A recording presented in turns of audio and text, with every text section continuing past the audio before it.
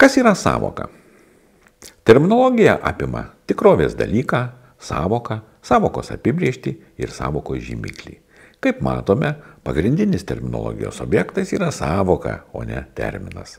Taigi, sąvoka – pažinimo vienetas, kurį sudaro savitas požymių derinys.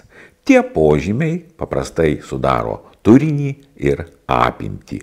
Tarptautiniai žodžiai, pavadinti sąvokos turiniu ir sąvokos apimčiai, yra intencija ir ekstencija. Intencija – vienos sąvokos požymių aibė, visuma požymių.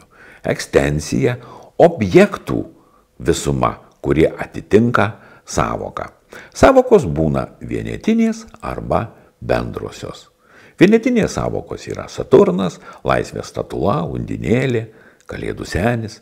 Bendrosios sąvokos yra planeta, bokštas, daiktavardis, kamera, kompiuteris. Sąvokos tarpusavyje yra susijusios hierarchiniais arba asociatyviaisiais santykiais, todėl jos visada yra kokios nors mikrosistemos arba sąvokų lauko dalis. Remiantis požymiais mes sąvokas galime apibrėžti.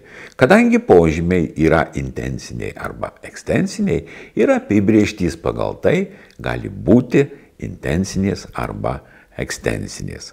Sąvokos santykis su terminu arba su terminologija mes paprastai terminu pavadiname sąvokos apibrėžtį, kad būtų trumpiau ir suprantamiau.